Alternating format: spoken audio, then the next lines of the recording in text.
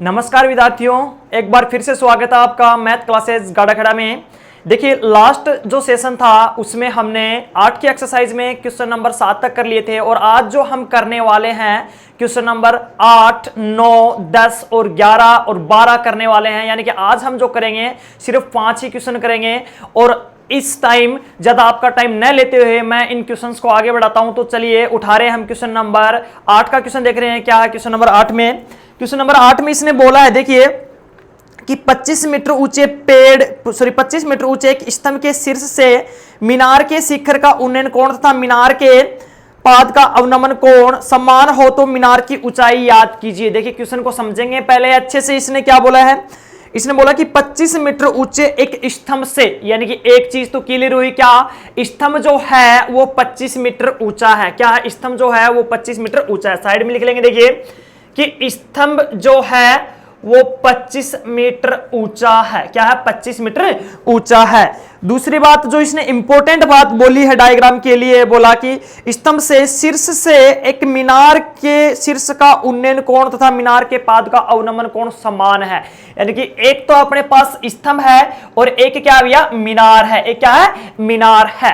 तो डायग्राम बनाने के लिए हमें सबसे पहले इसमें एक चीज देखनी है और वो क्या देखना है, देखिए आराम से, कि एक तो स्तंभ दिया है अपने को और एक दिया है मीनार। इनमें से सबसे पहले हमें एक ही चीज पता होना चाहिए कि कौन सा तो ऊंचा है और कौन सा नीचा है। दैट मींस कौन सा अधिक लंबा है, ये चीज पता होना चाहिए। तो देखिए इसने अपने पास जो स्तंभ है उसकी ऊंचाई तो दे दी इसने, क्या 25 मीटर ऊंचा दे दिया और बोला कि स्तंभ के शीर्ष से मीनार के शीर्ष का उन्नयन कोण, यानी कि एक स्तंभ है, ये मान लेते हैं स्तंभ है, और स्तंभ के शीर्ष से मीनार के शीर्ष का उन्नयन कोण, यानी कि मीनार भी है अपने पास और ये जो मीनार है इसके शीर्ष का उन्नयन कोण कब बनेगा? जब ऊपर की तरफ देखेंगे। दैट मींस मीनार क्या है? लंबी है। मीनार क्या है? लंबी है। अगर देखिए, अगर कोई कंडीशन में मीनार छोटी होती तो उन्नयन कोण नहीं बनता। कहां से?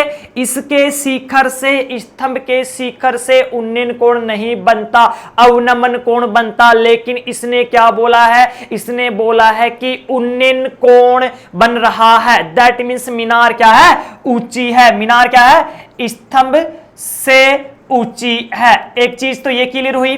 फिर इसने बोला कि उन्नयन कोण व अवनमन कोण समान है। तो यहां साइड में लिख देंगे क्या कि उन्नयन बराबर अवनमन। शॉर्टकट में लिख दिया मैंने अवनमन। उन्नयन बराबर अवनमन, क्योंकि ये जो पॉइंट निकाल रहे हैं ये सिर्फ हमें डायग्राम, एक अच्छा डायग्राम बनाने में हेल्प करेंगे। तो हमने निकाल लिया क्या कि उन्नयन बराबर अवनमन कोण है तो मीनार की ऊंचाई याद करनी है। क्या याद करनी है हमें? मीनार की ऊंचाई याद करनी है। चलिए ये आपका जो क्वेश्चन है वो शॉर्टकट में बोर्ड पे आ गया। अब इसकी सहायता से इसकी इन पॉइंट्स की हेल्प से हम डायग्राम बनाना स्टार्ट करते हैं। एक बार दोबारा से नोट कर लेंगे। क्या बोला इसने कि एक स्तंभ था और स्तंभ की जो ऊंचाई थी वो 25 मीटर थी। कितनी थी भैया? 25 मीटर थी। और जो एक मीनार और भी दिया था अपने को, और जो मीनार के शीर्ष था, यानी कि हम अगर स्तंभ के शीर्ष पे खड़े हो जाएं और मीनार के शीर्ष की तरफ देखिए तो हमारे पास क्या बनेगा? उन्नयन कोण बनेगा। और उन्नयन कोण कब बनेगा? जब भैया मीनार ऊंची होगी तभी तो बनेगा ना।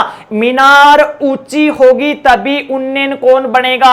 अगर मीनार नीची है तो बनने वाला जो कोण होगा वो कौन सा होगा भैया? अवनमन कोण होगा। कौन सा होगा? अवनमन कोण होगा। तो इन दो पॉइंट को लेके सबसे पहले हम डायग्राम बनाना स्टार्ट करते हैं। तो मान लेते हैं कि ये ले लिया मैंने, आंसर लगा दिया और ये बनाया मैंने स्तंभ। ये है अपने पास क्या? स्तंभ। ठीक है, ये है अपने पास क्या? स्तंभ है। और ये ले लिया मैंने मीनार, क्योंकि मीनार ऊंची है तो हमें ऊंची ही बनानी है। ये बना दी हमने मीनार। ठीक है, ये ऊंचा स्तंभ लिया और ये ले ली मैंने मीनार। जो स्तंभ था उसकी जो ऊंचाई थी वो 25 मीटर थी भैया। 25 मीटर लगा दिया मैंने। देखिए ध्यान से देखना, हर एक क्वेश्चन को 25 मीटर लगा दिया।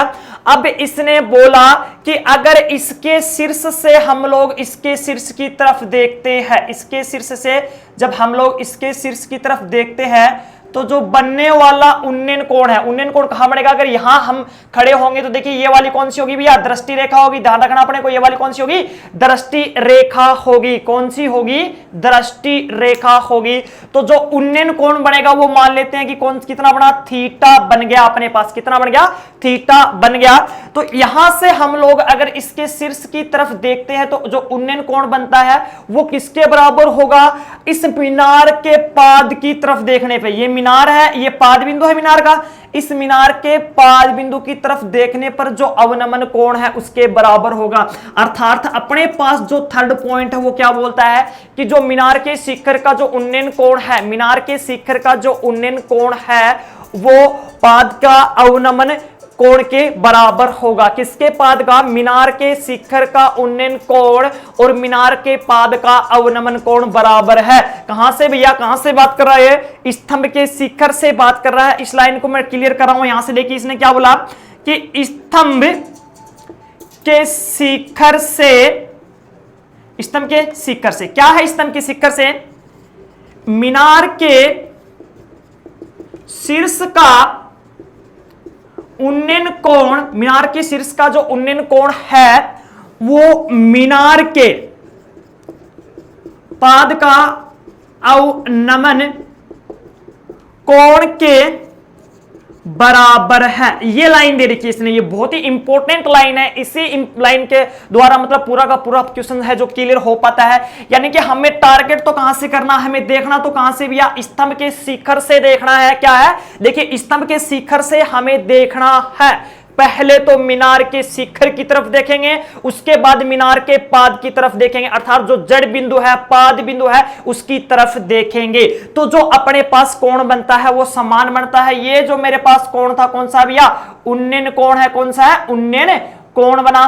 और ये जो एंगल बन गया थीटा, क्योंकि समान बनेगा, ये थीटा तो ये भी थीटा, और ये जो एंगल बन गया ना वो कितना बना भैया, अवनमन कोण है। कौन सा, ये अवनमन कोण, अवनमन कोण बना। ये जो कितना बना अपने पास, अवनमन कोण बना। ठीक है, इसको हमने नीचे से मिला दिया क्योंकि क्वेश्चन सोल्व करने के लिए हमें मिलाना पड़ेगा। अब देखिए हमारा डायग्राम कंप्लीट है, लेकिन इसमें सोचने वाली बात कौन सी भैया, हमें याद क्या करना है, मीनार की पूरी ऊंचाई याद करनी है। मीनार की क्या याद करनी है, पूरी ऊंचाई, कंप्लीट ऊंचाई यहां से लेकर और भैया यहां तक याद करनी है। और ये हमने मान ली क्या, कैपिटल H मीटर मान लिया। अब देखना ये है, देखिए कि ये 25 मीटर है तो ये बिल्कुल इसके समांतरित होगा ना यहां से यहां तक, तो ये वाली जो दूरी है वो कितनी आ गई, 25 मीटर ही आ चुकी है। ये वाली जो दूरी है वो कितनी आ चुकी है, 25 मीटर ही आ चुकी है। जस्ट ऊपर वाले को मैंने मान लिया स्मॉल h मीटर। ठीक है, कितना मान लिया, स्मॉल h मीटर मान लिया। अब हमें देखिए कैपिटल H का जो वैल्यू निकालना है तो कैसे निकलेगा, स्मॉल h प्लस 25 मीटर, ये ही निकलेगा। तो चलिए क्वेश्चन को आगे बढ़ाते हैं। आशा करता हूं कि अच्छे से समझ में आया होगा। अगर किसी स्टूडेंट को, अगर किसी विद्यार्थी को नया समझ में आया हो तो आपको कुछ नहीं करना, आपको करना है एक हल्का सा कमेंट, आपके कमेंट के द्वारा आपका जो प्रॉब्लम है उसका समाधान हो जाएगा। चलिए बढ़ाते हैं क्वेश्चंस को आगे। तो इसने क्या बोला कि हमें मीनार की ऊंचाई याद करनी है। देखिए ये जो चीजें थी हमें सारी दे रखी थी जो हमने लिख दी हैं, अभी हमें निकाल के क्या लेके आना, मीनार की ऊंचाई लेके आनी है। मीनार की ऊंचाई के लिए हमारे पास देखिए ये 25 तो है, यानी कि हमें स्मॉल h का मान चाहिए, स्मॉल h का मान चाहिए। स्मॉल h के लिए त्रिभुज कौन सा है अपने पास, देखिए A B C और D और E, यानी कि अपने पास मेन जो त्रिभुज है A B C है। कौन सा है, A B और C है। क्या है, A B और C है। यहां तक कोई प्रॉब्लम है क्या, यहां तक कोई प्रॉब्लम नहीं है। लेकिन अपने को ये H का मान निकालने के लिए या तो ये भुजा चाहिए या ये भुजा चाहिए, या तो नीचे वाली भुजा चाहिए या वो ऊपर वाली भुजा चाहिए। इनमें से कोई भी भुजा नहीं है, इस त्रिभुज से ये भुजा निकल भी नहीं सकती है। क्यों, क्योंकि हमने देखिए सीखा था कि पाइथागोरस प्रमेय तो कब यूज होती है, कर्ण स्क्वायर बराबर लंब स्क्वायर प्लस आधार स्क्वायर, कि जब दो भुजा दे रखी हो और एक भुजा निकालनी हो। अब जो त्रिकोणमितीय अनुपात की बात करते हैं वो कब लगता है, जब अपने पास एक भुजा एक कोण दे रखा हो तो हम लोग दूसरी भुजा याद कर सकते हैं। तो अब अपने पास देखिए इस त्रिभुज में एंगल तो ये दे रखा है अपने को, लेकिन अपने पास इसका वैल्यू नहीं है, किसका, BC का वैल्यू नहीं है। अगर BC का वैल्यू हो तो निकल जाएगा, क्या निकल जाएगा, अपने पास वैल्यू निकल जाएगा। तो चलिए सोल्व करने की कोशिश करते हैं। अपने पास थीटा का जो मान है इस त्रिभुज में ले लिया। देखिए ये वाला थीटा है तो हमने इसका देखिए ये एकांतर कोण बनेगा, तो ये वाला भी एंगल है वो कितना आ गया, थीटा ही आ गया। ये वाला जो एंगल है वो भी कितना आ गया, थीटा ही आ गया। अब हम इसके बारे में लिखना स्टार्ट करते हैं। क्या क्या दे रखा है, सबसे पहले पहले हमें दे रखा क्या, स्तंभ की ऊंचाई। या फिर मान लेते हैं माना, सबसे पहले मान लिया माना मीनार की संपूर्ण ऊंचाई, कुल ऊंचाई, देखिए कुल ऊंचाई, कुल ऊंचाई जो है वो कितनी है भैया, ए तो कुल ऊंचाई है, और हमने माना कितना इसको, h मीटर मान लिया। कितना मान लिया इसको हमने, h मीटर मान लिया। अब देखिए अपने को स्तंभ की ऊंचाई दे रखी है, क्या दे रखी है, स्तंभ की ऊंचाई। जो स्तंभ की ऊंचाई दी है अपने को, स्तंभ की ऊंचाई दी है, उसके लिए देखिए कितना होगा अपने पास, CD होगा, और जो CD का मान है वो कितना है भैया, 25 मीटर है। कितना है, 25 मीटर है। लेकिन यहां देखिए हम एक चीज लिख देंगे क्या, कि चूंकि BE जो है वो किसके बराबर है भैया, CD के बराबर। चलिए जरूरत नहीं पड़ती ज्यादा, डायग्राम से समझा दिया वो बहुत है। यहां तक हमने दो चीजें लिख दी। अब हमें करना क्या है, त्रिभुज ले लिया मैंने नीचे वाला, अब ये त्रिभुज लेना है, इसके अकॉर्डिंग हमें चलना है। क्या निकालना है हमें, मीनार की ऊंचाई ही निकालनी है। क्या निकालना है, मीनार की ऊंचाई ही निकालनी है, जिसको हमने कैपिटल एच से डिनोट किया है। तो h + 25 का मान ही निकालना है, h + 25, क्योंकि यहां h का मान रखेंगे तभी तो h + 25 का आएगा। फिर डायरेक्ट लिख दो ना आप डायरेक्ट लिख दो, इसमें समझने वाली कौन सी बात है, डायरेक्ट h का, कैपिटल H का वैल्यू निकालना है। चलिए अब हम थोड़ा जब इसको और आगे बढ़ाते हैं, तो हमने उठाया त्रिभुज नीचे वाला, कौन सा त्रिभुज, देखिए नीचे वाला उठाया त्रिभुज CDE में, त्रिभुज CDE में, CDE में क्या लिया, देखिए ये 90 डिग्री का एंगल है। अब रोज आपको एक ही चीज बताते हैं कि TR का चुनाव अच्छे से करना है, त्रिकोणमितीय रेशियो का जो चुनाव, ट्रिग्नोमेट्रिक रेशियो जिसको बोलते हैं हम लोग, वो उसका चुनाव अच्छे से करना है। CDE में देखिए क्या लेंगे हम, tan थीटा की बात करते हैं, तो tan थीटा पता चलता होगा सर, tan ही क्यों लिया, क्योंकि ये अपने पास लंब हो गया, ये क्या हो गया, आधार हो गया। 90 के सामने वाली भुजा कर्ण और थीटा के सामने वाली भुजा लंब, तो ये तो आधार बच गया, ये लंब बच गया, और लंब और आधार के लिए जो संबंध आता है वो tan थीटा ये आता है। और इसमें आपने नोट भी किया होगा, अभी तक इसमें आपने नोट भी किया होगा कि ज्यादातर जो यूज हो रहा है वो tan थीटा ही हो रहा है, और आगे भी देखिए यूज होगा जो tan थीटा ही होगा। चलिए tan theta is equal to क्या होता है भैया, लंब बटे आधार होता है। लंब का मान कितना भैया, CD और बटे DE, CD बटे DE। तो यहां अपने को वैल्यू रखनी है, tan थीटा की जगह tan थीटा भैया, और CD का जो मान है वो कितना है, 25 बटे, और DE है वो DE ही रहेगा। लेकिन आगे वाली स्टेप में देखिए DE जो है हम लोग चेंज कर देंगे। कैसे चेंज कर देंगे, देखिए चूंकि जो DE है वो किसके बराबर है भैया, BC के बराबर है। क्या लिख देंगे भैया, चित्र से, चित्र की सहायता से हमने लिख दिया कि ये जो DE है वो BC के बराबर है, तो हमने DE की जगह क्या लिख दिया, BC ही लिख दिया। तो tan थीटा की जो वैल्यू मेरे पास आ जाती है वो 25 बटे BC आ जाती है। कितनी आ जाती है, 25 बटे BC आ जाती है। इसको समीकरण 1 देके छोड़ देंगे। अब देखिए ऊपर वाला त्रिभुज लेते हैं, ये वाला छोटे वाले त्रिभुज की बात कर रहा हूं, त्रिभुज ABC में, ऊपर वाले त्रिभुज की बात करते हैं, त्रिभुज ABC में। त्रिभुज ABC कौन सा है, तो उसमें भी हमें tan थीटा लेना, पता कैसे चलेगा, देखिए h का मान निकालना अपने पास, BC का मान है अपने पास क्योंकि BC DE के बराबर है। तो चलिए tan थीटा लिया, tan थीटा बराबर क्या होगा भैया, लंब बटे आधार होगा, और लंब का वैल्यू कितना है भैया, AB, और बटे आधार वाली जो लाइन है वो कौन सी है, BC है, आधार वाली लाइन कौन सी है, BC है। तो tan थीटा की जगह tan थीटा, AB का मान जो है वो h है, और BC की जगह क्या है, BC है। कितना आ गया, समीकरण नंबर 2 आ गया, समीकरण नंबर 2 आ गया। यहां से अपने पास क्या आ गया, इक्वेशन नंबर 2 आ गया। यहां से हमें क्या करना है, दोनों की तुलना करनी है, compare between equation first and second. देखिए ये भी tan थीटा का वैल्यू और ये भी tan थीटा का वैल्यू, दैट मींस ये दोनों बराबर होंगे। आप चीज को अच्छे से समझे कि देखिए ये भी tan थीटा का वैल्यू और ये भी tan थीटा का वैल्यू, और ये tan दोनों बराबर, तो ये दोनों भी तो आपस में बराबर होंगे कि नहीं होंगे। तो समीकरण 1 व 2 की तुलना से हम लोग लिख सकते हैं, समीकरण 1 व 2 की तुलना से हम लोग क्या लिख सकते हैं कि 25 बटे BC बराबर H बटे BC, 25 बटे BC बराबर H बटे BC। देखिए हर वाला ये हर से डायरेक्ट कैंसिल हो जाता है, तो कितना आ गया, 25 बराबर H आ गया, अर्थात H बराबर कितना आ गया भैया, 25 मीटर आ गया।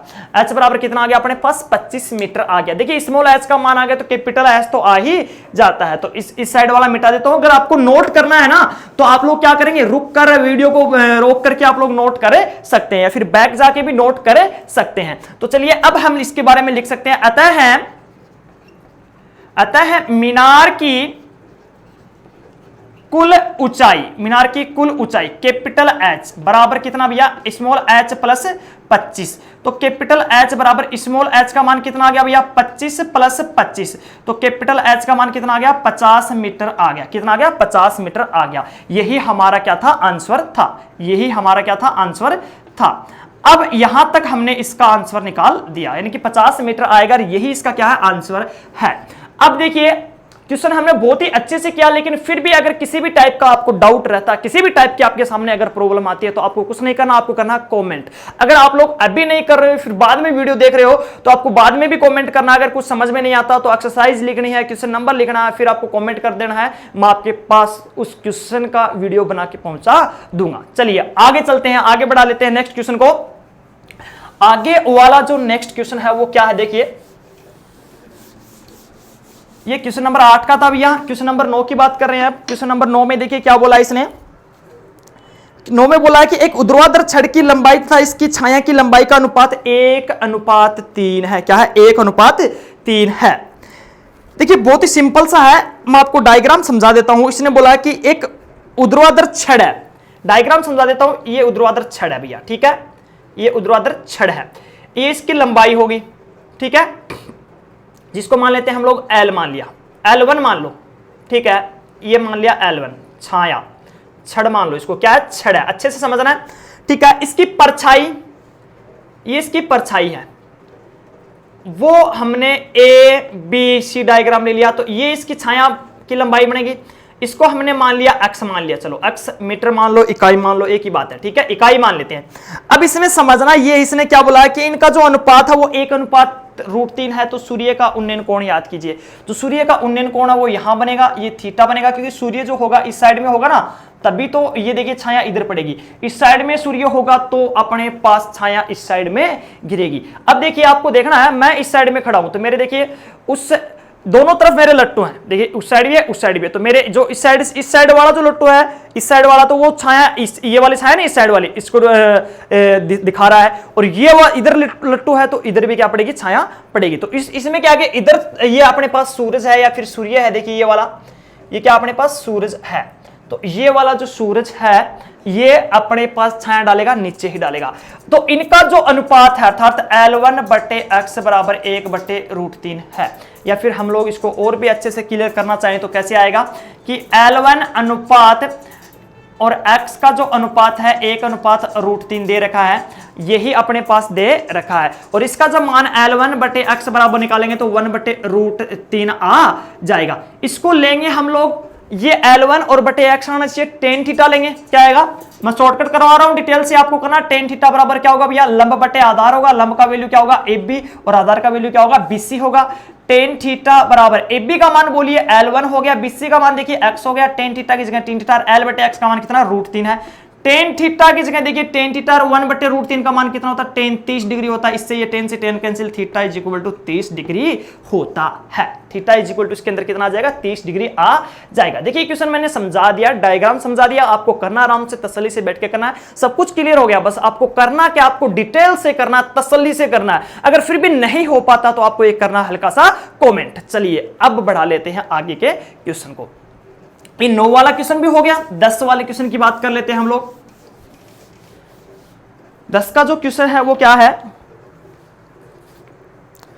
एक पहाड़ी का ढलान क्षैतिज के साथ 60 डिग्री का कोण बनाता है। यदि शिखर तक पहुंचने में 500 मीटर चलना पड़ता तो पहाड़ी की ऊंचाई याद कीजिए। इसने बोला कि एक पहाड़ी का ढलान क्षैतिज के साथ, एक पहाड़ी है तो उसका जो ढलान है वो क्षैतिज के साथ कितने डिग्री का एंगल बनाता है भैया, 60 डिग्री का कोण बनाता है। ये मेरे पास क्वेश्चन है, क्वेश्चन नंबर 10 चल रहा है। तो ये मान लेते हैं पहाड़ी है, ये क्या है, पहाड़ी है, और ये जो है वो क्षैतिज है। देखिए ये क्या है, क्षैतिज है। ये जो पहाड़ी है ये क्षैतिज है, क्षैतिज के साथ कितने डिग्री का एंगल बनाता है भैया, 60 डिग्री का एंगल बनाता है। ये बना दिया 60 डिग्री का एंगल। ये पहाड़ी है, ये क्षैतिज है, ठीक है। ये क्या भैया, पहाड़ी है, क्या है ये, पहाड़ी। और ये क्या है अपने पास भैया, क्षैतिज, क्या है, क्षैतिज, ठीक है, ये अपने पास क्षैतिज है और 60 डिग्री का एंगल बनाता है। तो ये बिल्कुल ठीक से जो ऊंचाई होगी वो तो ये होगी ना पहाड़ी की, ये होगी ठीक से ऊंचाई, जो एकदम करेक्ट ऊंचाई होगी वो ये वाली होगी पहाड़ी की। ये वाली तो तिर्यक ऊंचाई होगी, ये वाली तो क्या होगी, तिर्यक ऊंचाई होगी पहाड़ी की, या ढलान वाली ऊंचाई होगी। तो देखिए इसने बोला कि एक पहाड़ी का ढलान क्षैतिज के साथ 60 डिग्री का कोण बनाता है। 60 डिग्री का कोण बना दिया क्षैतिज के साथ, पहाड़ी और क्षैतिज के बीच। इसने बोला कि यदि शिखर तक पहुंचने में 500 मीटर दूरी तय करनी पड़ती है। देखिए यहां से अगर चलेंगे तो हम लोग, ये हो गया शिखर, ये हो गया ना शिखर, तो यहां तक चलने में हमें कितनी दूरी तय करनी पड़ती है भैया, 500 मीटर दूरी तय करनी पड़ती है। यहां तक चलने में हमें कितनी दूरी तय करनी पड़ती है, 500 मीटर दूरी तय करनी पड़ती है। तो इसने क्या पूछा है, चलना पड़ता है, तो पहाड़ी की ऊंचाई याद कीजिए। तो भैया हमें पहाड़ी की ऊंचाई याद करनी है, ये वाली ऊंचाई जो है वो याद करनी है, पहाड़ी की ऊंचाई। ए बी और सी नाम दे दिया, ए बी और सी नाम दे दिया। अब दोबारा से क्वेश्चन को समझे। इसने बोला कि एक पहाड़ी है, ये मान लो तिरछी एक पहाड़ी है, और ये एकदम करेक्ट इसकी ऊंचाई होगी, ठीक है, और जो ये एकदम करेक्ट ऊंचाई होगी तो जो एंगल यहां बनेगा क्षैतिज के साथ, देखिए यहां बनेगा वो 60 डिग्री का दे रखा है। और जो ये दूरी है, तिर्यक दूरी है, जो हम चढ़ते हैं, देखिए सीधा तो हम चढ़ नहीं सकते ना पहाड़ी पे, तो ऐसे ही चढ़ना पड़ेगा, सीधा तो चढ़ ही नहीं सकते ना, बंदर थोड़ी ना हमें, ये ऐसे चढ़ेंगे, बंदर तो चढ़ सकता है, तो ऐसे चढ़ेंगे, ऐसे चढ़ेंगे। तो ये जो अपने को दूरी तय करनी पड़ती है, ये कितनी दे रखी है हमें, 500 मीटर दे रखी है, और एंगल जो 60 डिग्री दे रखा है, तो हमें स्मॉल एच का मान याद करना, अर्थात पहाड़ी की जो करेक्ट ऊंचाई है वो याद करनी है। चलिए इसके बारे में लिखना स्टार्ट करता हूं, मैं डायरेक्ट ही करा देता हूं। माना पहाड़ी की ऊंचाई, माना पहाड़ी की ऊंचाई स्मॉल एच या फिर ए बी बराबर स्मॉल एच इकाई या मीटर मान लो, मीटर में दे रखा है मीटर, ठीक है, यहां तक कोई दिक्कत नहीं है। कोण जो दिया है अपने को, कोण वो थीटा का मान दे रखा है अपने को 60 डिग्री दे रखा है, और जो दूरी दे रखी है कौन सी भैया, दूरी AC जो दिया है आपको वो कितना दिया भैया, 500 मीटर दिया है। कौन कितना दिया है, 500 मीटर दिया है। अब हमें इसको आगे बढ़ाना है, इस क्वेश्चन को लेके थोड़ा धीरे धीरे आगे चलना है। देखिए कैसे होगा, करना कुछ नहीं है, हमें ये दूरी दे रखी है, सोचना आपको ये दूरी दे रखी है और ये निकालनी है, ये 90 डिग्री का एंगल, तो ये कौन सा हो गया भैया, कर्ण, ये तो कंफर्म हो गया, ये तो क्या हो गया, कर्ण हो गया। तो ये कितना हो गया, लंब, और कर्ण और लंब में जो संबंध होता है ना, कर्ण और लंब, वो साइन थीटा में होता है, आई थिंक साइन थीटा में होता है, लाल बटे कक्का के अकॉर्डिंग देख सकते हो आप लोग, कितना होगा, लाल बटे कक्का। जो लाल बटे कक्का के अकॉर्डिंग होगा तो वो अपने पास कौन सा होगा, साइन थीटा में ही होगा। कौन सा में होगा, साइन थीटा में ही होगा। तो चलिए देखिए, साइन थीटा में होगा तो एक चीज तो कंफर्म होगी, जो TR है, त्रिकोणमितीय अनुपात है, वो साइन थीटा यूज करना पड़ेगा अपने को यहाँ पे, ठीक है, यहां तक साइन थीटा यूज कर देंगे। तो अब हमने लिया क्या कि त्रिभुज ABC में कितना भैया, sine theta is equal to लंब बटे कर्ण, ठीक है, लंब बटे कर्ण हो गया। लंब का मान कितना भैया, AB वाली भुजा है वो तो लंब है, और कर्ण वाली कौन सी है, AC है। तो देखिए साइन है, साइन की जगह साइन है, और थीटा का वैल्यू 60 डिग्री दे रखा है। AB का मान मेरे पास H दे रखा है, AC का मान 500 दे रखा है। AC का मान कितना दे रखा है, 500 दे रखा है। और जो साइन 60 का वैल्यू जो होता है भैया, √3/2 होता है, इज इक्वल टू H बटे 500। जब मैंने वज्र गुणा किया, वज्र गुणा ये इससे मल्टीप्लाई होगा और ये इससे मल्टीप्लाई होगा, 2H is equal to 500 √3 answer आता है। H इज इक्वल टू 500 √3/2 आ गया, तो कटिंग हुआ तो मेरे पास यहाँ पे आ जाता है दोस्तों 250, यानी कि 250 आ जाता है। H का मान जो आता है वो कितना आ गया, 250 √3 मीटर आ जाता है, 250 √3 मीटर आ जाता है। यही होगी पहाड़ी की जो करेक्ट ऊंचाई होगी, वो यही होगी। अतः हम लोग इसके लिए कह सकते हैं, अतः है पहाड़ी की ऊंचाई, या फिर वास्तविक ऊंचाई भी बोल सकते हैं, फिर डायरेक्ट ऊंचाई भी बोल सकते हैं, small h is equal to 250 √3 metre होगी, 250 √3 मीटर होगी। यहां तक हमारा क्वेश्चन नंबर 10 है वो भी कंप्लीट हो जाता है। और अब हम कर रहे हैं आज का लास्ट क्वेश्चन, क्वेश्चन नंबर 11। देखिए क्वेश्चन नंबर 11 क्या होगा, समझना आपको।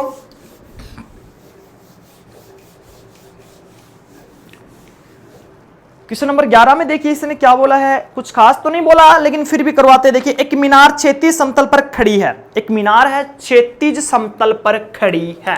देखिए क्षैतिज समतल पे खड़ी है, यानी कि मीनार है, शॉर्टकट में लिख लेते हैं, क्षैतिज पर खड़ी है, ठीक है, ये तो क्लियर हुआ। दूसरा पॉइंट देखिए क्या बोला, क्षैतिज समतल पर खड़ी है, ऊर्ध्वाधर खड़ी है, यदि सूर्य का उन्नयन कोण, यानी कि उन्नयन कोण दे रखा अपने को, शॉर्टकट में लिख देते हैं, उन्नयन कितना दे रखा अपने को, 30 डिग्री दे रखा भैया, उन्नयन कोण 30 डिग्री दे रखा है। और मीनार की छाया की लंबाई लिखेंगे भैया, मीनार है और छाया है कि लंबाई जो दे रखी है वो 45 मीटर दे रखी है, 45 मीटर है। तो मीनार की ऊंचाई याद करनी है, क्या याद करनी है, मीनार की ऊंचाई याद करनी है, मीनार की ऊंचाई याद करनी है। ये अपने पास वो छोटे छोटे पॉइंट हैं जिनकी सहायता से हमें एक बेस्ट अच्छे से अच्छा डायग्राम बनाना है और फिर क्वेश्चंस को सोल्व करना है। देखिए कैसे होगा, मीनार क्षैतिज समतल पे खड़ी है, तो मान लेते हैं ये अपने पास एक क्षैतिज समतल हो गया, क्वेश्चन नंबर जो है वो 11 का है, ठीक है, ये क्षैतिज समतल हो गया। एक मीनार खड़ी कर देते हैं, ये खड़ी कर दिया हमने एक मीनार को, ठीक है, ये खड़ी कर दिया हमने एक मीनार को, क्षैतिज समतल पे खड़ी है। ये इधर मान लेते हैं क्या, सूर्य है, इधर क्या अपने पास सूरज है, क्या है, सूर्य है, ठीक है, इधर ये क्या है, सूर्य है। आपको देखना ये अगर सूर्य इधर है तो इसकी छाया नीचे पड़ेगी, तो ये मान लो कि ये इसकी छाया है, ये क्षैतिज से जस्ट ऊपर ऊपर क्या पड़ रही है, छाया गिर रही है। ये मान लेते हैं कि इसकी छाया इतनी लंबी हो गई यहां तक, ठीक है, ये छाया हो गई, तो इसका जो उन्नयन कोण है, इसका जो उन्नयन कोण है वो कितना है भैया, 30 डिग्री है। तो ये उन्नयन कोण यहां बनेगा ना, यहां से इसको देखने पे उन्नयन कोण बनेगा, ये छाया होगी, इसको नाम दे दिया ABC, ये छाया की लंबाई होगी जिसको मैंने मान लिया x मीटर मान लिया, ठीक है, और ये सॉरी x मीटर क्यों मान लिया, अपने पास लंबाई दे रखी है भैया, छाया की लंबाई कितनी, 45 मीटर दे रखी है, कितनी दे रखी है, 45 मीटर दे रखी है। देखिए ये दे रखा छाया की लंबाई, ठीक है। हमें मीनार की ऊंचाई याद करनी है और मीनार की ऊंचाई हमने मान लिया h मीटर मान लिया, कितना मान लिया हमने, h मीटर मान लिया। अब देखिए इसको आगे बढ़ाना क्वेश्चंस को कैसे, इसने बोला कि एक मीनार है जो क्षैतिज पर ऊर्ध्वाधर खड़ी है, मीनार को बनाया है हमने सीधा, जो AB के रूप में बना दिया हमने, ठीक है।